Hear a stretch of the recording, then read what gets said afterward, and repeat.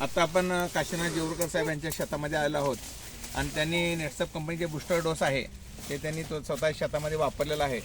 तर आपण त्यांच्यात तोंडून ऐकू द्या. नमस्कार सर. नमस्कार सर.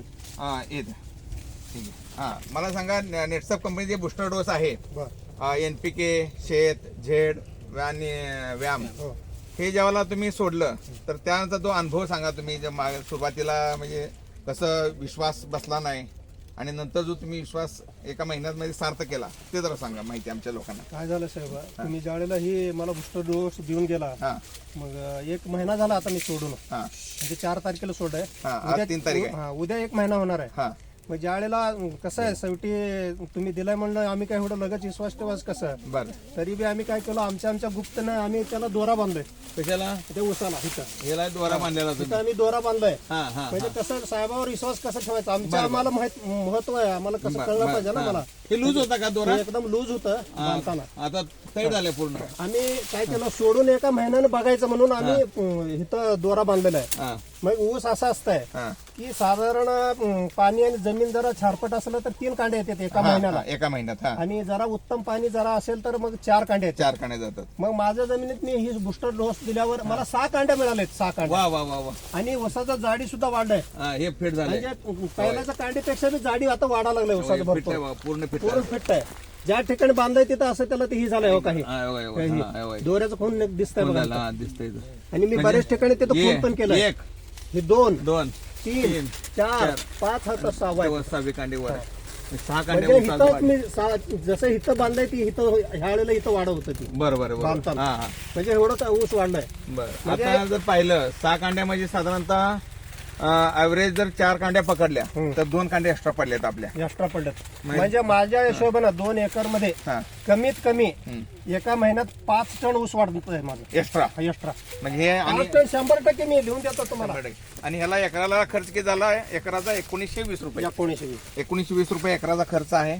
आणि अजून साधारणतः 3 महिने 3.5 महिने टाइम आहे. साहेब, आपण काय करतो, शेतकरी ही आंधळा असतो. दुकानवाला सांगितलं की त्याने जितकं सांगताय तेवढं आणून टाकायचं. 20,000चं खत 2 एकरला टाक, एवढं ऊस वाढतंय. काहीच ऊस वाढणार नाही, त्याच्यात सगळं भेसळ खत आहेत. बरोबर. सत्य ते सांगतोय मी, भेसळ खत आहेत आता सध्या. आणि ऊसाचं वाढ जितकं बी आपण DAP टाका, 10-26 टाका, 24 टाका, युरिया टाका, अमोनियम सल्फेट टाका, कुठल्याही खतात दम राहिलेला नाही. एवढा दम नाहीये. एवढं खत टाकून सुद्धा ऊसाचं वाढ तेवढं होत नाही. म्हणून ही सगळ्या जणच वापरलं पाहिजे.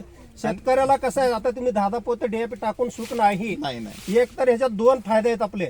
म्हणजे कसं शेत जमिनीचा प्रत वाढून राहतंय, जमीन भुसभुशीत होत आहे. बरोबर. आणि जीवाणू वाढतात जमिनीत.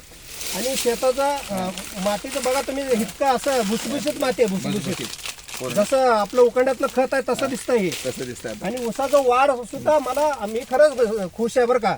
म्हणजे एवढं ऊस एवढं वाढतंय एका महिन्यात मला बी वाटलं नाही. कारण हे सांगत आहे तुम्हाला, हे नेटचं जे प्रोडक्ट आहेत ना, हे काय म्हणतात 24 कॅरेट सोना आहे. अगदी ह्याच्यामध्ये आहे ना, ज्या शब्दात बदल, ज्याला बापात बदल जे म्हणतो ना आपण, हे वापरायचं. कांड्या नाही वाढलं आमच्याकडे 100%. तर एवढा विश्वास ह्या प्रोडक्टवर आहे. आणि तुम्हाला सांगतो, अजून एक जर नॉर्मल खताचा डोस देऊन, म्हणजे नॉर्मल मी 2-3 हजाराचा खताचा डोस देऊन जर तुम्ही हे सोडलं परत, तर अजून 3 महिन्यामध्ये तुम्हाला 15 ते 16 कांड्या अजून एक्स्ट्रा मिळतात. आता माझ्या हिशोबाने अजून 20 कांड्या ऊस वाढतोय. अजून 20 कांड्या किती आहेत? आता 22 कांड्या आहेत. हे 22 कांडे आहेत. 22 आणि 20 म्हणजे मला तुम्ही सुरुवातीला का भेटलं नाही असं मला वाटायला लागलं. मला सुरुवातीला का भेटलं नाही, आजपर्यंत माझं ऊस 35 कांड्यावर ऊस. सद्गुरूंची कृपा असते. योगा असतो. सद्गुरू जेव्हा देत असतो, द्यायचं त्याला दिलेलं आहे. शेवटी त्याच्या हातात आहे, तो आहे. तर इतर शेतकरी बांधवांना पण आम्ही सांगणार आहे, आमची भरपूर मोठी टीम आहे.